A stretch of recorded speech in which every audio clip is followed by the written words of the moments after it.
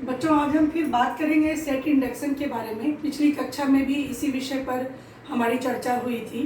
Set induction का मतलब ये है कि आप जो पाठ पढ़ाने जा रहे हैं उस पाठ से आप अपने स्टूडेंट को कैसे कनेक्ट करते हैं, कैसे जोड़ते हैं, यानी पाठ का परिचय कौशल, किस तरह से आप बच्चों के मस्तिष्क को, उनकी एकाग्र चित्तता को, उनके ध्यान को केंद्रित करते हैं और उस टॉपिक की तरफ उसको आकर्षित करते हैं। इसके लिए टीचर का सक्रिय होना, रचनात्मक होना बहुत ही ज़रूरी है।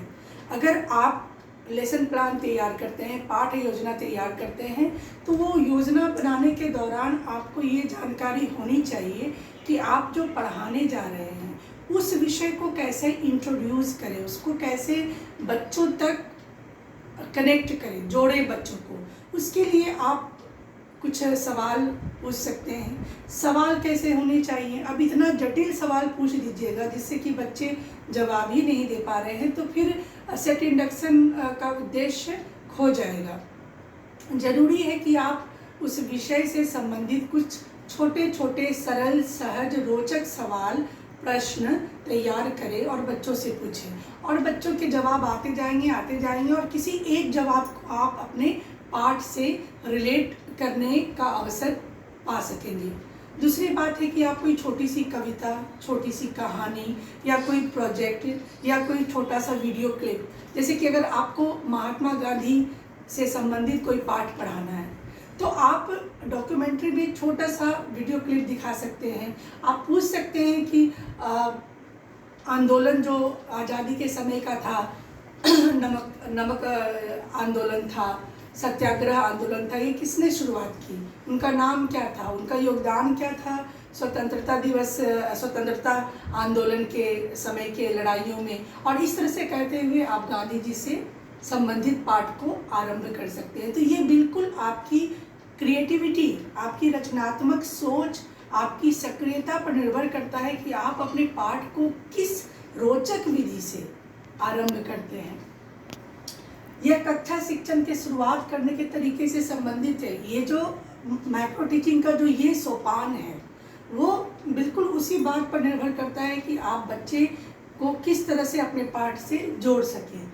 और कक्षा शिक्षण का आरंभ और पाठ परिचय ये तो तय है कि अगर प्रभावी ढंग से किया जाता है, अगर आप शुरुआत से ही कहते हैं कि आरंभ अच्छा होगा तो अंत भी अच्छा होगा। तो अगर आरंभ से ही आप अपने पाठ के प्रति अपने बच्चों की रुचि जागृत करते हैं, बच्चों का ध्यान केंद्रित करते हैं, बच्चों को उस विषय से जोड़ते हैं, तो क्या होता है कि आप जो भी पढ़ा रहे हैं और पढ़ाने का जो भी उद्देश्य है, आपके शिक्षण का, बच्चों के अधिगम का जो भी उद्देश्य है वो पूरा होता है।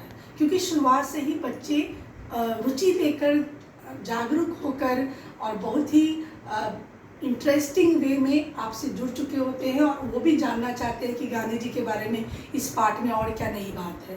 तो आपको ये तय करना है कि आप किस तरह से उस बच्चों के मस्तिष्क में वो एक उर्वर भूमि तैयार कर सकें जहां आप जो चाह रहे हैं बोना, जो आप खेती करना चाह रहे हैं, वो खेती सफल हो सके। तो इसके लिए आपको बच्चे का माइंड पढ़ना होगा, उनको जागरूक बनाकर उनको विषय के बारे में अतिरिक्त ज्ञान और उनका पहले का ज्ञान क्या है उसको भी जानना होगा। क्योंकि जब आप पूछने जा रहे हैं तो आपको पता होना चाहिए कि अगर आपके सामने कक्षा 6 के बच्चे हैं तो उनकी जानकारी कहाँ तक होगी महात्मा गांधी के बारे में। अगर कक्षा 4 के बच्चे हैं, अगर कक्षा 10 के बच्चे हैं, तो as a teacher you should know कि how much they are knowing about that particular topic, तभी आप सवाल का निर्माण कर पाएंगे।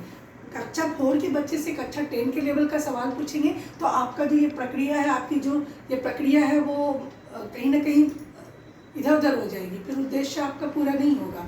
तो प्रश्न का निर्माण, सेट इंडक्शन के लिए जो गतिविधि है, जो एक्टिविटी है, उसका निर्माण, जो भी तौर तरीके हैं, जो भी रणनीति आप बना रहे हैं, उसमें ये ध्यान रखना बहुत ज़रूरी है कि वो कक्षा के बच्चे का स्तर क्या है।